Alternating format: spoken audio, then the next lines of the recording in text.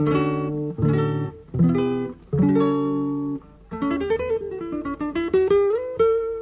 Central 3 apresenta o Cinema Nacional em Revista. É o Central Cine Brasil. Olá para você ligado no Central Cine Brasil, edição de número 14 do nosso podcast, que bate um papo sobre cinema nacional, semanalmente em central3.com.br. Assine o nosso feed, receba os programas direto aí no seu computador e no seu celular. O programa dessa semana vai bater um papo com Roberto Gervitz, diretor de Prova de Coragem, filme que está em cartaz em todo o país. Tudo bem, Roberto? Tudo bem, tudo bem. Prazer falar com todo mundo aí. Roberto, começar falando um pouco sobre sua carreira. Você tem 4 longas enquanto diretor. Você dirigiu Braços Cruzados, Máquinas Paradas, documentário de 1979. Depois fez 2 adaptações literárias, Feliz Ano Velho, de Marcelo Rubens Paiva, filme que saiu em 87, e Jogo Subterrâneo, de 2005, né, baseado lá no livro do Júlio Cortázar. E agora chega a Prova de Coragem, cujo roteiro sai também de um livro, De Mãos de Cavalo, do Daniel Galera. Eu queria que você começasse falando sobre esse projeto. Filmes que surgem de livros, tem várias formas disso acontecer. Às vezes é um produtor que compra os direitos, às vezes é o próprio diretor que, sei lá, tem uma amizade com o escritor. Como que deu a sua relação com o livro do Galera? A minha relação com os livros é curioso, porque eu tenho projetos que não são baseados em livros também. Agora, por acaso, estou escrevendo um projeto que não tem livro no meio. Para mim, um livro é sempre um ponto de partida, e esse ponto de partida acontece durante a leitura do livro, né? Quer dizer, eu leio e se o livro me estimula por seus temas, pelas coisas que ele evoca, pelas coisas pelos temas que ele toca que me interessam, aí eu me debruço sobre o livro e procuro, em geral, eu sempre procuro pensar muito por que eu quero fazer esse livro, por que eu quero trabalhar em cima desse livro, né? Eu acho que a questão, por exemplo, da fidelidade é algo que para mim não se coloca, uma vez que são linguagens muito diferentes, né? O livro, a literatura e o cinema, e é impossível você ser fiel, quer dizer, não existe essa questão de fidelidade, porque são linguagens que têm necessidades muito diferentes, né? E então eu busco ser fiel, sim, à essência dos livros, né? A essência dos livros que eu busco adaptar. No caso do Cortázar foi um conto, né? Do Júlio Cortázar no Jogo Subterrâneo. Mas o fato é que de certa maneira, não é que seja uma coincidência eu ter adaptado livros, ou um projeto, não se trata de um projeto, mas sim de que eu sou uma pessoa que gosto muito de ler, e certos livros que eu li me estimularam a criar filmes a partir deles.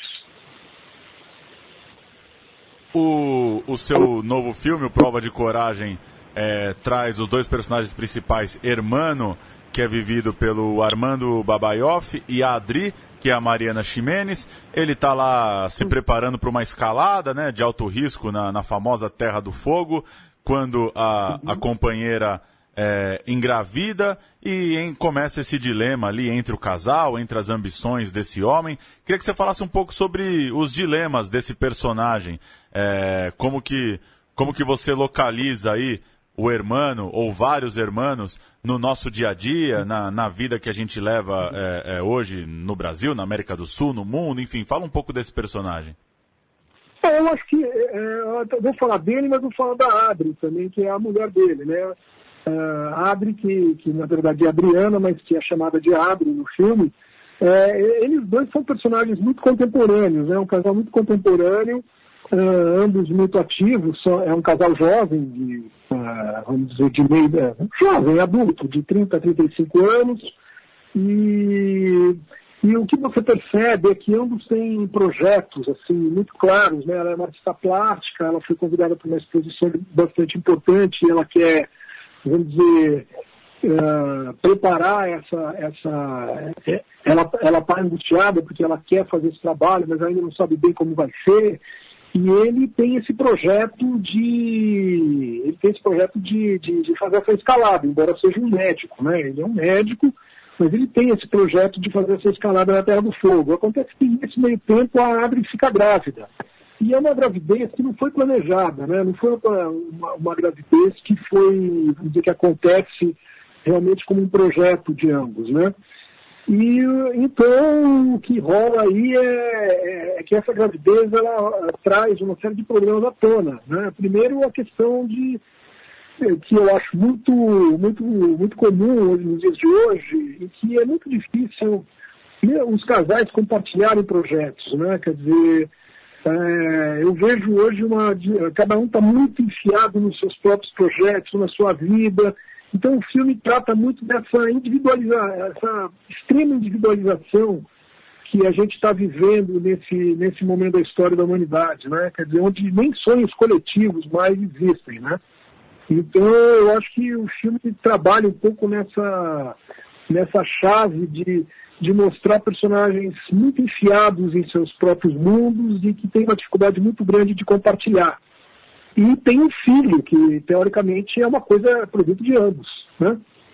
Então, o filme parte dessa questão e se detém um pouco, como você mesmo coloca, se detém um pouco mais no personagem masculino, que é um homem que, na verdade, não quer ter esse filho, né? Ele realmente ele rejeita essa ideia de ser pai. E o filme começa a discutir um pouco por que ele não quer ser pai, né? Por que a paternidade provoca nele essa rejeição, a ideia de ser pai não é bem recebida por ele. Então o filme vai, de certa maneira, descascando as várias camadas, né, dessa cebola, vamos dizer assim, e para chegar em questões essenciais que dizem respeito às nossas próprias vidas, né? Porque, na verdade, a questão da paternidade ela é tratada de uma maneira um pouco estereotipada, né? Você vê em muitos filmes, toda vez que o homem vai ter um filho, ele fica exultante, orgulhoso e tal. E a vida não é bem assim, né? Ainda mais nos dias que correm, muitos encaram o filho como um entrave, como uma interrupção dos seus próprios projetos, uma coisa que vai atrapalhar, que vai podar a sua liberdade, inclusive que vai ligar essa pessoa à sua mulher de maneira, vamos dizer assim, para sempre, né, enquanto ele existir. Então é realmente uma coisa que tem efeito muitas vezes de amedrontar a pessoa, né, de certa maneira, de provocar uma certa rejeição. E esse personagem tem também um elemento a mais, que é um fato trágico que ele viveu quando adolescente. E o filme vai buscar esse fato, e aí o espectador, ligando essas duas coisas, pode tirar suas próprias conclusões e pensar um pouco na sua própria vida. Para voltar um pouco, para falar um pouco do texto original... Ficou claro? Claro, sim, perfeito. Para voltar um detalhe do texto original, eu me recordei que recentemente, numa oficina de escrita, o mediador usou como exemplo de texto de descrição e de ritmo o início de Mãos de Cavalo. A cena em que o personagem criado pelo Galera anda de bicicleta, sofre ali o tombo de bicicleta, né? E você teve um desafio porque o texto original ele é meio reflexivo, né? Muitas das coisas ali estão passando na cabeça do personagem. Eu queria que você falasse um pouco dessa transição. Em que momento que você foi tendo as sacadas ali de dar voz para esses personagens, já que no texto original é um livro que vai e volta, né? Que é mais reflexivo, que o tempo todo ele está lembrando de coisas do passado, né? Sim.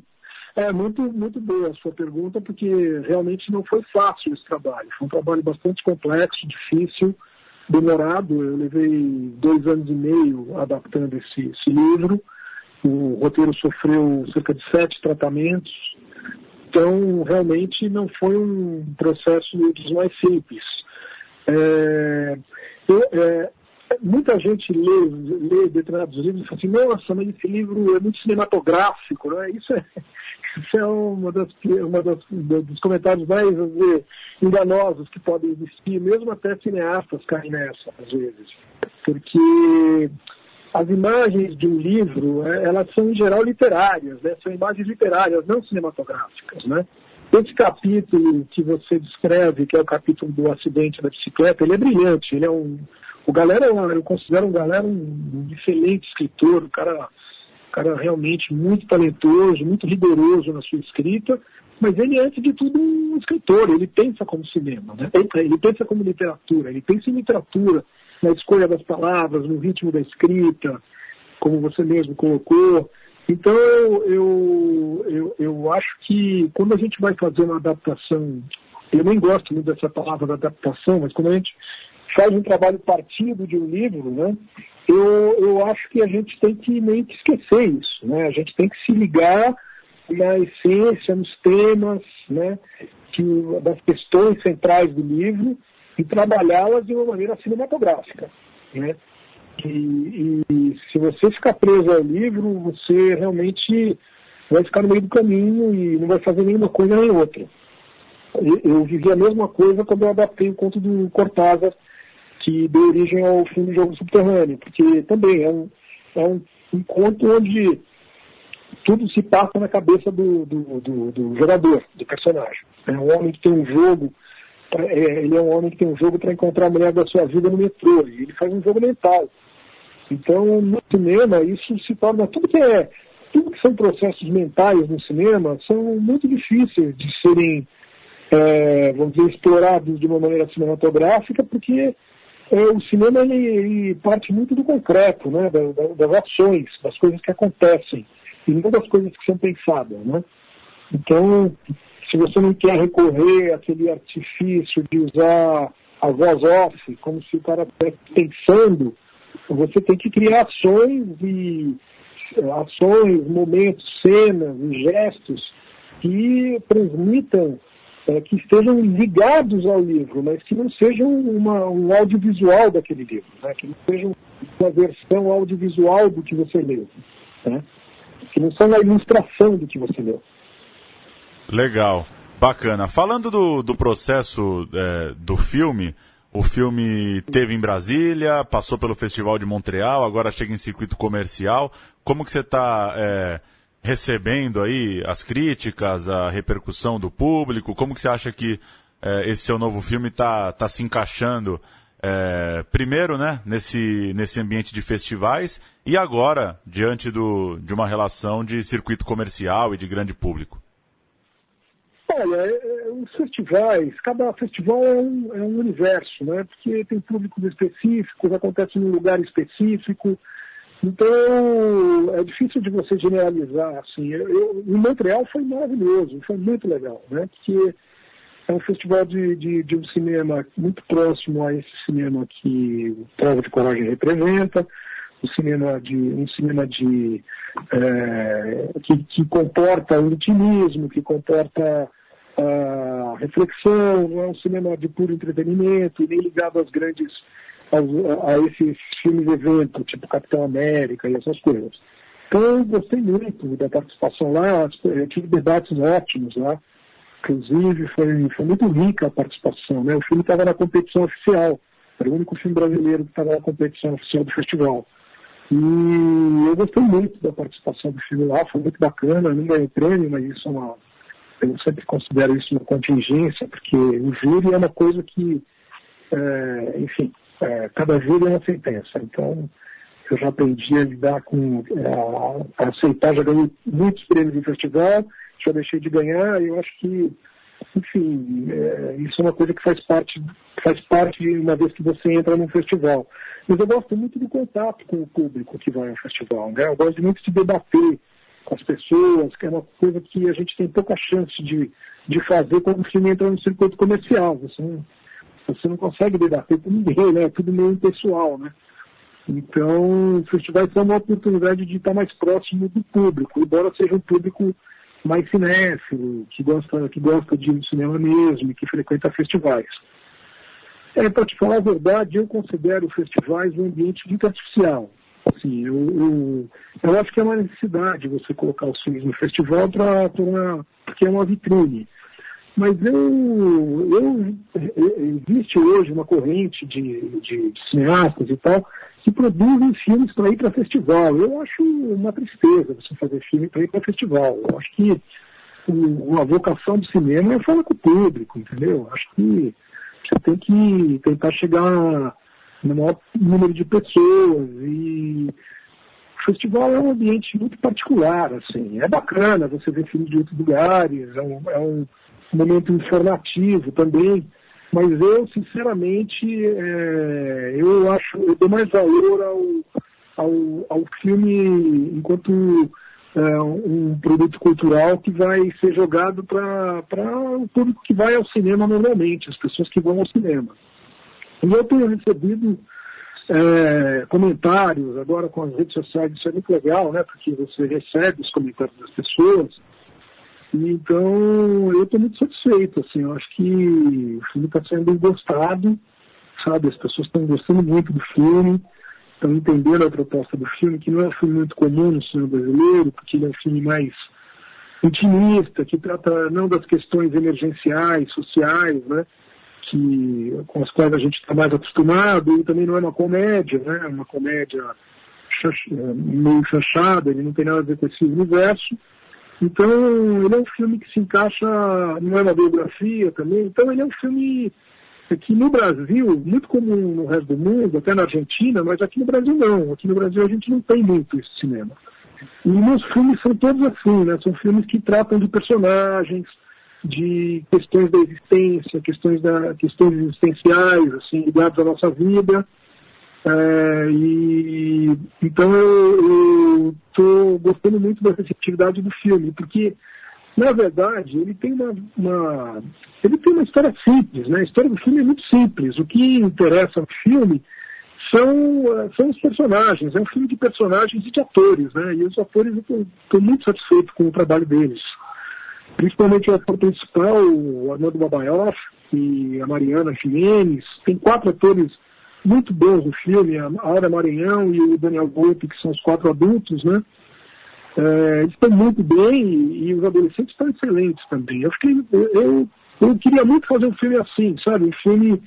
É um filme realista, não é um filme cheio de metáforas e alegorias, é um filme bastante realista, uma história muito ligada às questões da nossa vida, das nossas vidas no dia a dia. E discute... Estou me alongando muito? Você quer fazer uma pergunta? Não, tranquilo, pode concluir. Não, e o filme discute muito a questão do que é coragem, né? Onde está a coragem, né? Será que a coragem é você subir uma montanha dificílima que em 500 anos ninguém subiu? Ou será que coragem é você...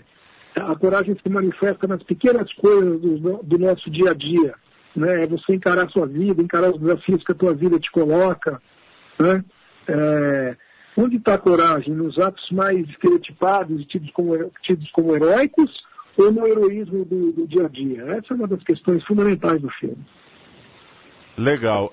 A Cinemateca chegou a fazer agora uma mostra, né, com seus filmes, Roberto, e você tem um certo hiato entre os seus filmes. Eu até vi numa entrevista sua, você comentando que isso era uma coisa até comum entre alguns diretores da sua geração, começou a filmar ali dos anos 70 para os 80, coincidentemente ou não, a gente está falando isso numa semana também de notícia de fechamento no Ministério da Cultura, e com esse debate totalmente em alta, né, da produção cinematográfica, do uso de recursos, e não sabemos direito para que caminho essa decisão vai, mas não dá para a gente negar que hoje a gente vive um país que faz aí 120, 130 filmes lançados no cinema por ano. Queria que você falasse um pouco desse contexto, do que você viveu na sua carreira, que às vezes você acabou, não sei se por necessidade ou por opção, tendo um hiato até grande entre um filme e outro, e como que você está vendo o momento do cinema nacional, você tem acompanhado, se você acha que esse crescimento da produção nos últimos anos tem resultado também em bons filmes, tem te agradado? Bom, começar pelo final. Certamente há muitos bons filmes brasileiros em cartaz, inclusive eu recomendo que as pessoas vejam Nise, que é um filme muito bom, que está em cartaz, é um filme que eu gostei muito. E há outros filmes em cartaz, há um documentário chamado Futebol, que eu não sei se continua em cartaz, mas é excelente. Mas a questão, eu acho, é assim, o Brasil já produziu 120 filmes ao ano. Quando tinha Embrafilme, ele produzia isso, mais ou menos, entendeu? Eu acho que os números, eles são enganosos, muitas vezes, se eles não forem lidos de uma maneira mais cuidadosa, né? E mais criteriosa. Eu acho que assim, o fato de ter o número 120 filmes é um pouco discutível, na minha opinião, porque uma grande parte desses filmes, quem sabe a maioria deles não chega à distribuição, eles não são distribuídos, entendeu? Então eles permanecem desconhecidos. Uma grande parte desses filmes, eles são feitos de maneira bastante precária, com bastante poucos recursos. Então, assim, não é fácil, não está fácil de fazer filme. Não é verdade. Existem mecanismos que, sim, nos facilitam fazer os filmes, mas um filme, para ser bem feito, para ser bem realizado, ele não é barato, ele custa caro. Entendeu? Então, e para você colocar um filme no mercado, exibidor, com condições mínimas de competição, de ser visto, tal, ele tem que ser bem feito, ele tem que ter um bom som, ele tem que ser ele tem que ser inteligível, uma série de coisas, e para isso você tem que ter profissionais contratados, você tem que ter uma produção. Eu acho que existem muitos filmes que estão nesse limite entre o cinema, vamos dizer, amador e o cinema profissional. Então, não há... Então, assim, esse número, ele não é exatamente esse número. E eu não saberia te dizer qual é o número correto desses filmes. E existe uma questão que é gravíssima, que é o mercado que é totalmente arredio ao cinema, não vou te dizer de autor, porque o cinema autoral, assim, estrito senso, assim, ele é um cinema difícil de ser assimilado, ele é um cinema que realmente ele é um cinema de circuito muito pequeno. Mas existem o chamado cinema médio, né, o cinema de porte médio, que eu associaria, por exemplo, não só com o meu filme, mas outros filmes como Nise, como o filme o próprio filme da Ana Mulaert, né? Esses filmes, eles têm uma realidade muito adversa no mercado. A Ana encontrou assim, uma condição favorável por conteúdos populares inegáveis que tem no filme dela, mas mesmo assim ela teve dificuldades até o momento em que o filme dela foi indicado para o Oscar, entendeu? Até aquele momento ela não estava indo bem. Aí aconteceu aquela indicação e também a compra do filme em outros lugares, e aí o filme conseguiu-se criar um certo evento em torno do filme que o fez aparecer mais. Mas a grande maioria dos filmes médios, eles têm muito pouca chance no mercado. Entendeu? Então eu acho que, como diz o Eduardo Scorel, eu acho que o filme médio brasileiro, ele é considerado ele é tido como um produto irrelevante. Ele não existe uma política para estimular que esse filme médio realmente chegue às pessoas. E é um filme médio que forma público, o público de cinema é formado pelo filme médio, né? Tradicionalmente sempre foi esse cinema que formou público, e eu vejo hoje uma dificuldade muito grande desse cinema se viabilizar economicamente, entendeu? Então, essa é uma das questões. Agora, indo à questão mais pessoal, né? Eu fiz parte de uma geração que fez o seu primeiro filme. Quer dizer, eu fiz o Braços Cruzados, Máquinas Paradas, ainda num esquema totalmente independente, quer dizer, era um filme militante, ligado às organizações políticas e sindicais, era um filme contra a ditadura, era um filme que tinha características muito particulares. Mas o Feliz Ano Velho foi feito foi rodado em 86 e lançado em 88. 3 anos depois acabou a Embrafilme. E eu tinha um projeto engatado que era o Jogo Subterrâneo. E quando acabou a Embrafilme, a minha geração ficou a zero. Quer dizer, o país entrou naquela crise terrível do Collor, já vinha de um terrível momento hiperinflacionário, né, no final dos anos 80, e aí a gente ficou praticamente 6 anos sem condições mínimas de fazer filme. Em 90, se eu não me engano, foi feito 1 filme ou 2 filmes brasileiros. De 90 a 94 era essa a média de filmes, quando a Embrafilme produzia 120 filmes por ano, né? Então, quando aconteceu isso, justamente no começo da década de 90, eu tive uma filha e tive que trabalhar, e fui trabalhar no mercado publicitário, e acabei tendo a sorte de fazer um projeto muito bonito que chamava Gente que Faz. Então eu trabalhei durante 6 anos nesse projeto chamado Gente que Faz, não sei se você sabe do que se trata, mas eram pequenos filmes de 3 minutos que contavam a história de heróis do cotidiano, assim, os heróis do dia a dia. Era um espaço, eram pequenos documentários que passavam entre o jornal local e o jornal nacional em todos os sábados. E era patrocinado pelo Banco Bamerindos. Mas, na verdade, os filmes não tinham nada de propaganda do Bamerindos. O Bamerindos só assinava o apresenta e o final, né? Então eu conheci o Brasil, assim, eu viajei para todos os cantos do Brasil, conheci gente maravilhosa e fiquei durante 6 anos trabalhando, fiz mais de 90 filmes para a série Gente que Faz. E então eu trabalhei direto, assim, foi uma escola maravilhosa em termos cinematográficos, porque eu levei, assim, como eu fui o cara que, de certa maneira, fez o formato cinematográfico dessa série, eu realmente apliquei uma série de conhecimentos de cinema para fazer esses filmetes. E eles eram filmetes, vamos dizer, que eram um híbrido de ficção com documentário.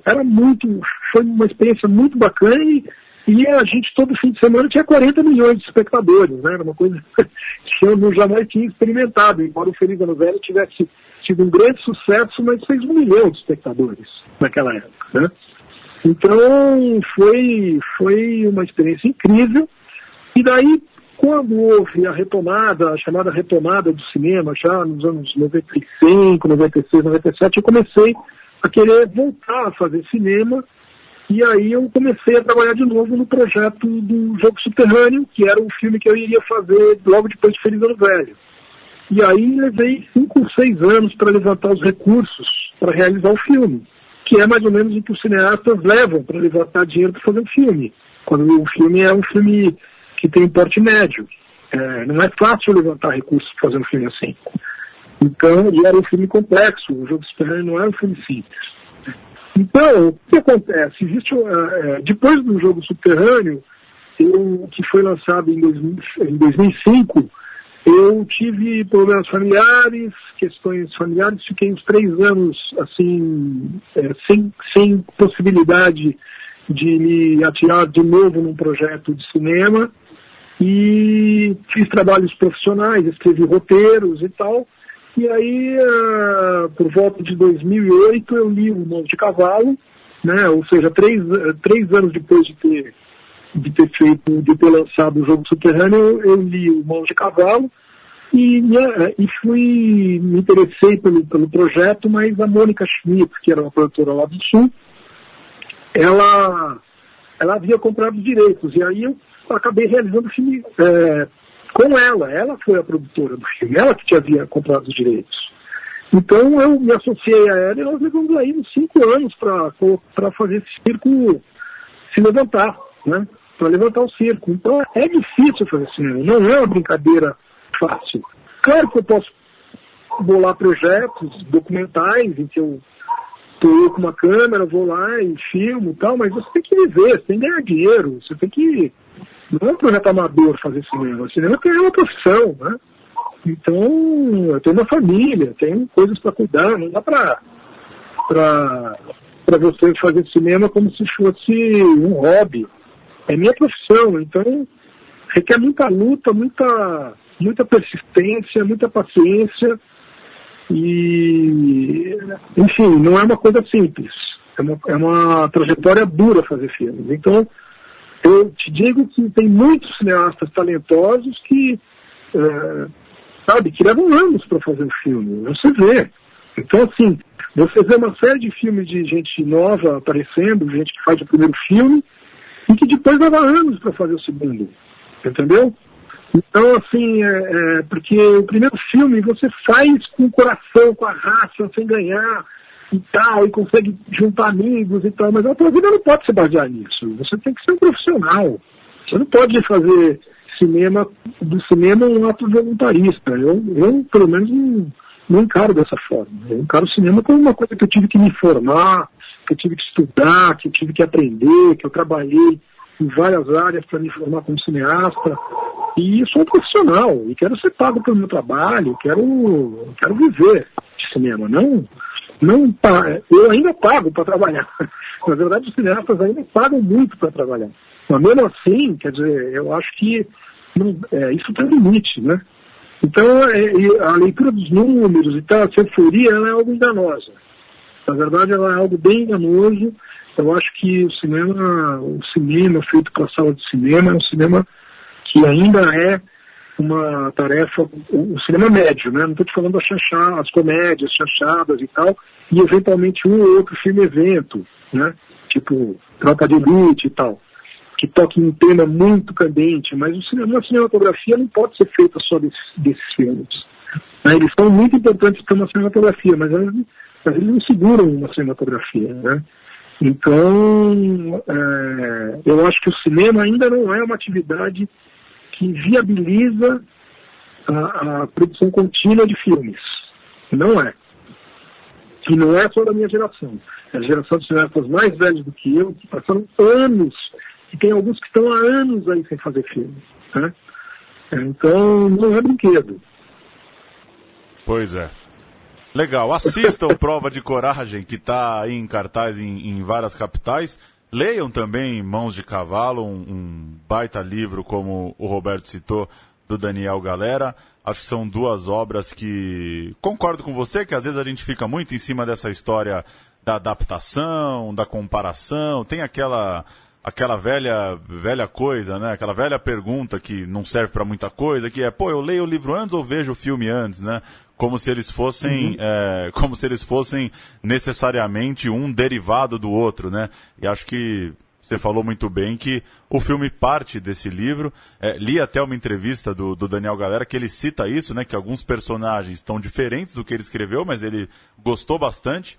Ele conseguiu, né, entender na sua criação, na criação de quem trabalhou no filme, uma outra história, uma nova história a partir dali. Você não está fazendo um filme para ilustrar um texto, né? Você tá claro, tendo que criar uma coisa nova.